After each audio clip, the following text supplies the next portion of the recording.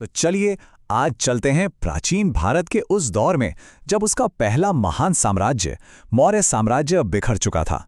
सोचिए, चारों तरफ एक तरह की अराजकता थी, एक खालीपन था। तो सवाल ये उठता है कि इस बिखराव के बाद आखिर हुआ क्या।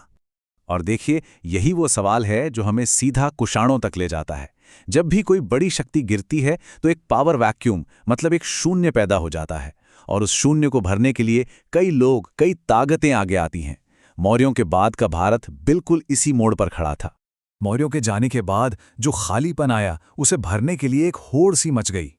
उत्तर पश्चिमी सीमा से तो जैसे आक्रमणों की एक लहर सी चल पड़ी। पहले आए हिंद यवन, फिर शक, उनके ठीक पीछे पार्थियन, और फिर आखिर में वो समूह आया जिसने सब कुछ बदल कर रख दिया, कुषाण।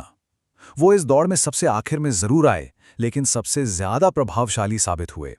तो सवाल ये है कि आखिर ये कुषाण थे कौन? ये कोई यहीं के राजा महाराजा नहीं थे।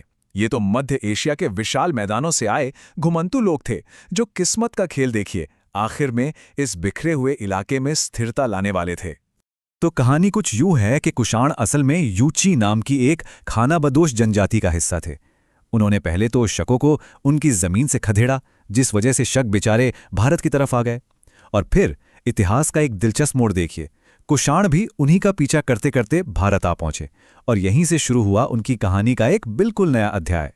देखिए, हर महान कहानी की शुरुआत होती है। कुषाणों के लिए वो शुरुआत थे कुजुल कडफायसीस। ये वो लीडर थे जिन्होंने बिखरी हुई यूची जनजातियों को एक झंडे के नीचे इकट्ठा किया और भारतीय उपमहाद्वीप में कुषाण शासन की नींव रखी। उनके चलाए गए तांबे के सिक्के इस नए राजवंश का पहला ठोस सबूत थे। लेकिन साम्राज्य की असली ताकत और चमक तो विम किडफाइसिस के समय में आई। उन्होंने न सिर्फ साम्राज्य की सीमाओं को बढ़ाया, बल्कि पहले सोने के सिक्के जारी करके इसकी आर्थिक नींव को चट्टान की तरह मजबूत कर दिया। ये एक बहुत बड़ा कदम था, जिसने आने वाले महानतम शासक के लिए मंच तैयार कर दिया था। और अब होती है एंट्री इस कहानी के हीरो की, कनिष्क। ये वो शासक था जिसने कुषाणों के इलाके को एक सच्चे वर्ल्ड क्लास साम्राज्य में बदल दिया। एक ऐसा साम्राज्य जिसका असर रोम से लेकर चीन तक महसूस किया गया। ये नंबर 78 एडी, ये सिर्फ एक तारीख नहीं है, ये दक्षिण और मध्य एशियाई इतिहास का एक टर्निंग पॉइंट है, एक बहुत बड़ा मोड़। यही वो साल था जब कनिष्क का राज्याभिषेक हुआ, और यहीं से एक नए दौर, एक नए युग का आगाज हुआ। और इस नए युग का असर इतना गहरा और इतना लंबा था कि वो आज भी हमारे साथ है। कनिष्क ने अपने राज्याभिषेक पर एक नया कैलेंडर शुरू किया, जिसे शक संवत कहते हैं। और सबसे हैरान करने वाली बात जानते हैं क्या है? लगभग 2000 साल बाद भी यही कैलेंडर आज भारत का राष्ट्रीय कैलेंडर है। ये कुषाणों की एक जीती जागती विरासत है। कनिष्क के साम्राज्य की विशालता का अंदाजा लगाना है ना, तो बस उसकी राजधानियों को देख लीजिए। एक तरफ पश्चिम में पुरुषपुर, जो आज का पेशावर है, और दूसरी तरफ पूरब में मथुरा। मतलब एक राजधानी मध्य एशिया पर नजर रखती थी और दूसरी भारत के दिल पर। क्या जबरदस्त रणनीति थी। अच्छा, अब जरा गहराई में उतरते हैं और देखते हैं कि कनिष्क का साम्राज्य इतना खास क्यों था। ये सिर्फ एक बड़ा साम्राज्य नहीं था, ये प्राचीन दुनिया का एक चौराहा था, एक जंक्शन था, जहां इसका वैश्विक महत्व 3 मजबूत पिलर्स पर टिका था। तो कुषाणों का प्रभाव इन 3 मजबूत स्तंभों पर टिका था। पहला, व्यापार। उन्होंने मशहूर सिल्क रूट के एक बड़े हिस्से पर कंट्रोल कर लिया, जिससे वो पूरब और पश्चिम के बीच व्यापार के गेटकीपर बन गए। दूसरा, कला। उन्होंने गांधार कला को खूब बढ़ावा दिया, जो भारतीय और यूनानी स्टाइल का एक अद्भुत संगम थी। और तीसरा, धर्म। कनिष्क महायान बौद्ध धर्म के बहुत बड़े संरक्षक बने, और उनके सपोर्ट से ही ये धर्म मध्य एशिया और चीन तक फैल गया।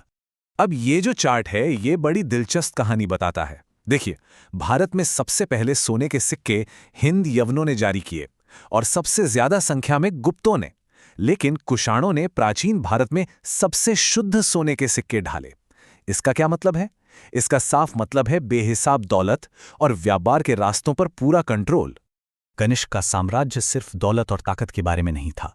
उनका दरबार तो उस जमाने के कुछ सबसे ब्रिलियंट दिमागों का घर था, जैसे कवि अश्वघोष, जिन्होंने बुद्ध चरित लिखी, महान विद्वान वसुमित्र, जिन्होंने चौथी बौद्ध संगीति की अध्यक्षता की, और आयुर्वेद के पितामह माने जाने वाले चरक, जिनकी चरक संहिता आज भी एक मील का पत्थर है। सच कहूं तो ये बौद्धिक और सांस्कृतिक रूप से एक सुनहरा दौर था।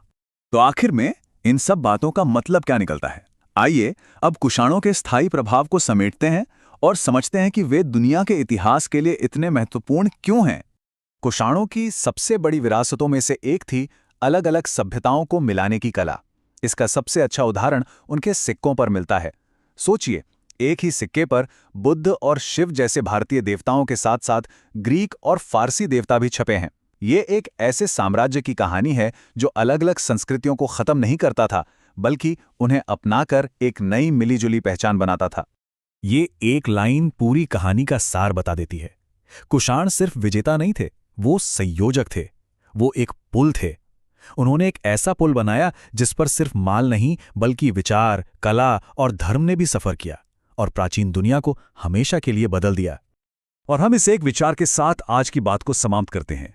कुषाण बाहर से आए थे, लेकिन उन्होंने भारत की संस्कृति को न सिर्फ गहराई से अपनाया बल्कि उसे और भी अमीर बनाया।